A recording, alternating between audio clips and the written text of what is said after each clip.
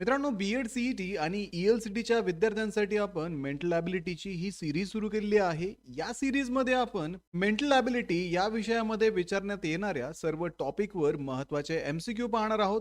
सोबतच विद्यार्थी मित्रांनो, हे एम-सी-क्यू सॉल्व्ह करत असताना कुठल्या ट्रिक्स आणि टिप्स तुम्ही वापरायला हव्यात, जेणेकरून कमीत कमी वेळेमध्ये तुमचे एम-सी-क्यू सॉल्व्ह होतील, हे सुद्धा आपण या व्हिडिओजमध्ये डिस्कस करणार आहोत. तर हॅलो विद्यार्थी मित्रांनो, मी तुमचा एज्युकेटर अरविंद आणि तुमचं स्वागत आहे ग्लोबल ऑनलाईनमध्ये. मित्रांनो, महाराष्ट्र बी-एड सी-ई-टी आणि ई-एल-सी-टी साठी असणारी जी लाईव्ह बॅच आहे ती 9 फेब्रुवारी पासून सुरू होत आहे. या बॅच मध्ये तुम्हाला डेली लाईव्ह क्लासेस दिले जातील आणि डेली लाईव्ह क्लासेसच्या माध्यमातून परीक्षेपूर्वी तुमचा संपूर्ण सिलेबस कव्हर करून तुमची रिव्हिजन घेतली जाईल. तसेच विद्यार्थी मित्रांनो, तुम्हाला रेकॉर्डेड लेक्चर इथे अवेलेबल असतील.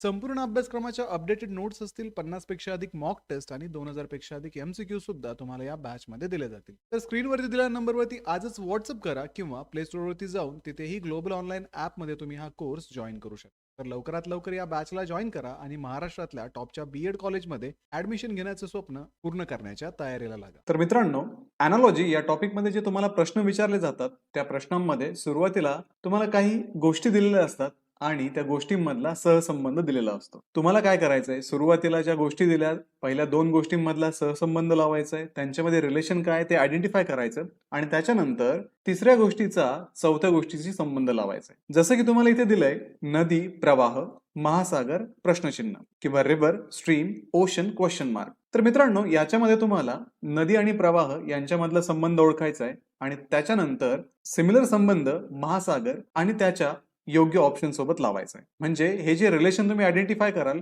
त्या रिलेशन वरूनच तुम्ही आन्सर शोधणार आहात. तर याच्यामध्ये तुम्हाला दिले आता नदी, प्रवाह. आता नदी आणि प्रवाह म्हटल्यानंतर नदी आपल्याला माहिती आहे, नदीमधून पाणी वाहतं आणि पाण्याच्या वाहण्याला आपण प्रवाह असे म्हणतो. जसं नदीमधून पाणी वाहतं तसंच महासागरामधून पण पाणी वाहतं. ते पाणी जे वाहतं ते पृथ्वीच्या परिवलनामुळे वाहतं. तर महासागरातल्या वाहणाऱ्या पाण्याला पण आपण प्रवाहच म्हणतो. त्याच्यामुळे या प्रश्नाचं योग्य उत्तर असणार आहे ऑप्शन अ, प्रवाह. कारण नदीच्या बाबतीत प्रवाह आहे, पाणी वाहतंय, प्रवाह वाहतोय. महासागरामध्ये जे पाणी वाहतं त्यालाही आपण प्रवाहच म्हणतो. So river, stream, ocean, current, option A याचं योग्य उत्तर आहे. यानंतर पुढचा प्रश्न पाहूयात. Magazine editor, drama, question mark. मासिक संपादक, नाटक, प्रश्नचिन्ह. तर विद्यार्थी मित्रांनो, याच्यामध्ये आपल्याला सुरुवातीला 2 गोष्टींमधला आपण संबंध लावू शकतो, मासिक आणि संपादक. आपल्याला माहिती आहे मासिक हे महिन्यातून एकदा प्रकाशित केलं जातं आणि ते प्रकाशित करण्याचं काम संपादकाचं असतं. म्हणजे इथे काम आणि काम करणारा व्यक्ती हे रिलेशन इथे दिलेलं आहे, वर्क आणि वर्क प्लेसचं. तर सिमिलर रिलेशन तुम्हाला तुमचं आन्सर आयडेंटिफाय करण्यासाठी लावायचंय. तर आपण कसं लावणार? जसं संपादक मासिक प्रकाशित करतो तसं नाटक प्रकाशित म्हणण्यापेक्षा नाटक या गोष्टीशी रिलेटेड एखादा शब्द आपण खाली शोधू शकतो. तो आहे दिग्दर्शक किंवा अभिनेता. तर या दोन्ही पैकी दिग्दर्शक जो आहे तो हे नाटक डायरेक्ट करण्याचं किंवा दिग्दर्शित करण्याचं काम करतो.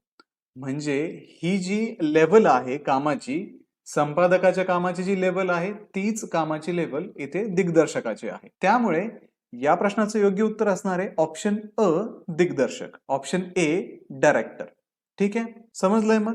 चालेल, आता आपण पुढचा प्रश्न पाहूयात. पुढचा प्रश्न आहे GIKM HJLN PR TV आणि क्वेश्चन मार्क. तर अशा प्रकारच्या क्वेश्चन्स मध्ये, अशा प्रकारच्या प्रश्नांमध्ये आपल्याला पहिल्या 2 गोष्टींमधला सहसंबंध लावणं गरजेचं आहे. त्यानंतर आपल्याला पुढची गोष्ट आपोआप शोधता येईल. तर मग आपण जर पाहिलं इथे आपण लिहून घेऊयात पहिले GIK आणि M. तर मित्रांनो, याच्यामध्ये आपल्याला माहित आहे जर आपण A to Z अशी एक सिरीज बनवली आणि त्याच्यामध्ये आपण नंबरिंग केलं, A ला 1 नंबर दिला, सपोज B ला 2 दिला, C ला 3 दिला, नंतर D ला 4 नंबर दिला, 5, असं करत करत ज्यावेळेस आपण Z पाशी जाऊ त्यावेळेस आपण Z ला 26वा नंबर देऊ. 26 नंबर हा Z ला येईल.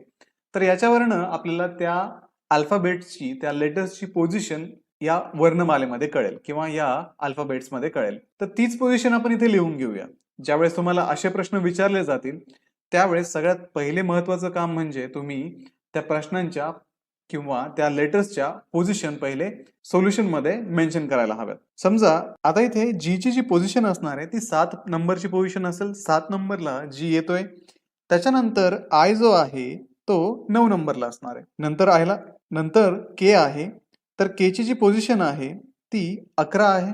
एम ची जी पोझिशन आहे ती 13 आहे. त्यानंतर याच्याशी संबंधित असणारा जो आपल्याला ग्रुप दिलाय तो आहे एच, जे, एल आणि एन. आता या केसमध्ये जर आपण पाहिलं, एच ची पोझिशन जी आहे ती 8 आहे. त्याच्यानंतर जे ची पोझिशन ही 10 आहे, के 12 नंबरला वर्णमालेमध्ये येतो आणि एन जो आहे तो 14 नंबरला येतो. आता आपण या दोन ग्रुप्समध्ये त्यांच्या अल्फाबेटच्या पोझिशन्स पाहूयात. इथे 7, इथे 8, इथे 9, इथे 10, 11, 12, 13 आणि 14. म्हणजे आपल्याला स्पष्ट दिसतंय की आपण 1 नंबरच्या याच्यामध्ये एक ऍड केला तर आपल्याला त्याच्याशी संबंधित असणारा एच हा अक्षर मिळतो. आयच्या बाबतीत आपण तेच केलं. जर आपण एक ऍड केला तर आपल्याला जे मिळाला. के च्या बाबतीत आपण तेच केलंय. एम च्या बाबतीत पण आपण तेच केलंय. म्हणजे ज्या वेळेस आपण या शब्दाचा आणि या शब्दाचा किंवा या ग्रुपचा आणि या ग्रुपचा पहिल्या आणि दुसऱ्या ग्रुपचा संबंध लावतोय तर प्रत्येक लेटरच्या पोझिशन मध्ये आपल्याला +1 ऍड करावा लागतोय. मग हाच सिमिलर जो संबंध आहे तो आपण या दिलेल्या ग्रुपसाठी यूज करूयात. तर आपण तो लिहून घेऊयात PRTV. आता याच्यामध्ये पी ची जी पोझिशन आहे ती 16 म्हणजे 16 आहे. त्याच्यानंतर आर 18 नंबरला आहे. टी जो आहे तो 20 नंबरला आहे. व्ही जो आहे तो 22 नंबरला आहे. याच्यानंतर मग आपण काय करू, याच्यामध्ये प्रत्येक लेटरच्या पोझिशन मध्ये एक ऍड करत जाऊ म्हणजे आपल्याला पुढचं लेटर मिळेल.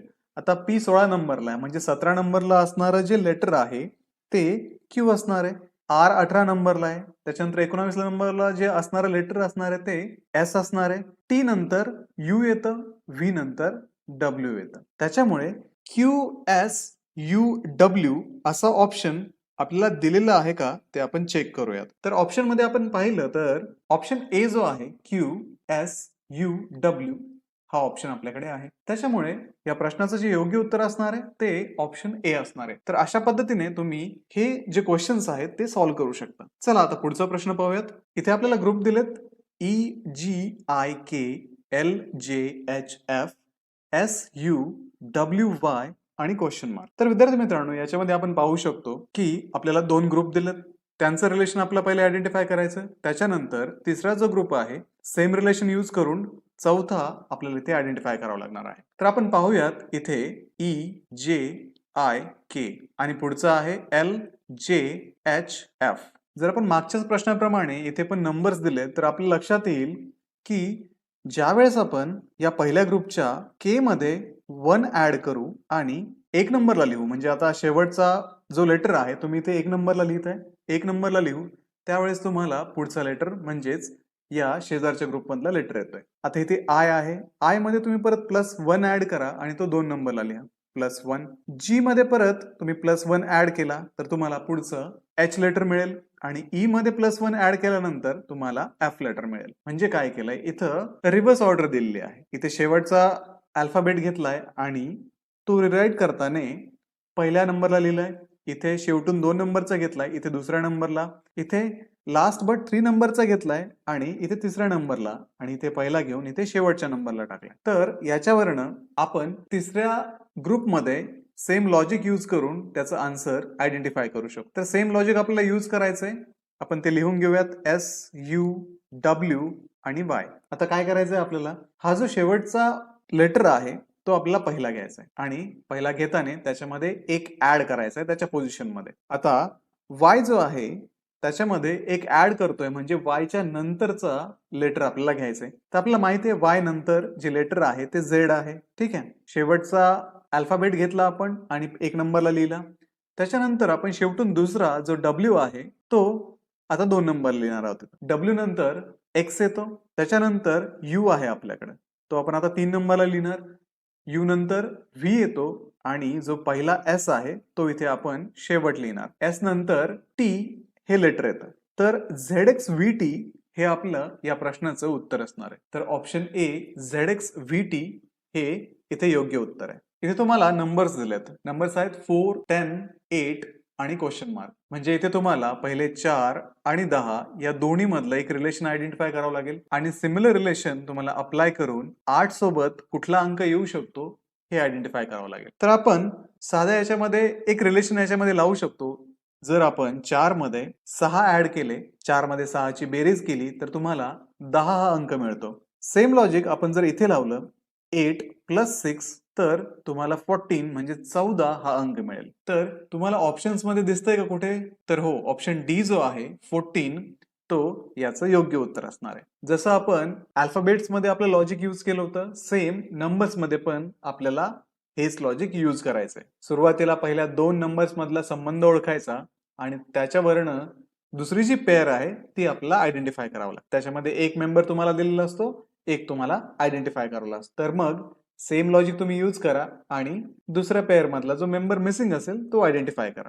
तर या प्रश्नाचं योग्य उत्तर आहे ऑप्शन डी. तर विद्यार्थी मित्रांनो, हे होते मेंटल ॲबिलिटी या विषयामधून काही महत्त्वाचे एमसीक्यू. त्याची उत्तरं आपण डिस्कस केली आणि हे प्रश्न सॉल्व्ह करत असताना कुठल्या टिप्स तुम्ही वापरायला पाहिजेत हे सुद्धा आपण आजच्या व्हिडिओमध्ये पाहिलं. तर ही सिरीज तुमची एक्झाम होईपर्यंत अशी सुरू राहणार आहे, त्यामुळे ग्लोबल ऑनलाईनला आता सबस्क्राईब करून ठेवा. सोबतच विद्यार्थी मित्रांनो, बीएड सीईटी साठी असणारी जी लाईव्ह बॅच आहे ती 9 फेब्रुवारी पासून ग्लोबल ऑनलाईन मध्ये सुरू झालेली आहे. तर विद्यार्थी मित्रांनो, या बॅच मध्ये तुमचा संपूर्ण सिलेबस कव्हर केला जातो आणि परीक्षेपूर्वी तुमची रिव्हिजन घेतली जाते. तसेच विद्यार्थी मित्रांनो, जर तुम्हाला लाईव्ह लेक्चर अटेंड करणं पॉसिबल नसेल तर रेकॉर्डेड व्हिडिओ लेक्चर सुद्धा इथे अवेलेबल असतात. संपूर्ण अभ्यासक्रमाच्या नोट्स तुम्हाला दिल्या जातात.